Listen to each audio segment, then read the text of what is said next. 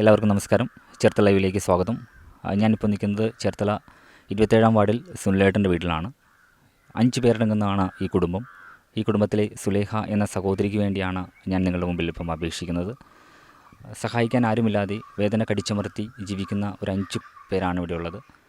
ഈ കുടുംബത്തെ നിങ്ങൾ ആരും കാണാതെ പോകരുത്.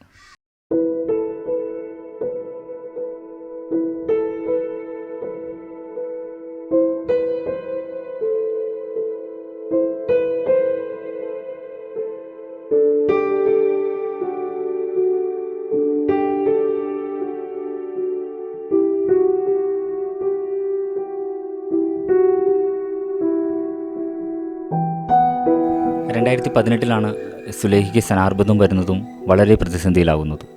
പറഞ്ഞറിയിക്കാൻ പറ്റാത്ത രീതിയിൽ രോഗം മൂർച്ഛിക്കുന്ന അവസ്ഥയിലാണ് ഈ കുടുംബത്തിൽ തന്നെ മറ്റൊരു സഹോദരിയുടെ ഭർത്താവിന് ഡയബറ്റീസ് കൂടി കാല് മുറിച്ചു കിഡ്നി ഫെയിലിയറായി ഏകദേശം 5 വർഷത്തോളം കിടപ്പ് രോഗിയായിരുന്ന സമയത്താണ് സുലേഖയ്ക്കും ഇങ്ങനെയൊരു അസുഖത്തിന് കീഴ്പ്പെടേണ്ടി വന്നത്.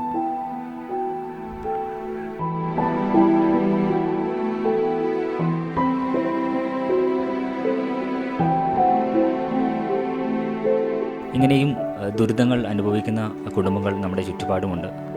നമ്മളിവിടെ കാണാതെ പോകരുത്. ഇവരുടെ ദീർഘനാളത്തെ പ്രയാസങ്ങൾ കണ്ടിട്ടാണ് ഇങ്ങനെയൊരു സഹായം അഭ്യർത്ഥിക്കുന്നത്. ഈ വീടിപ്പം ജപ്തിയുടെ വക്കിലാണ്. സഹകരണ ബാങ്കിൽ നിന്നെടുത്ത ലോൺ ഏകദേശം 6 ലക്ഷത്തിലധികമായി. ഈ സാഹചര്യത്തിലാണ് പൊതുസമൂഹത്തിനോട് ഇവർ ഒരു അപേക്ഷിക്കുന്നത്.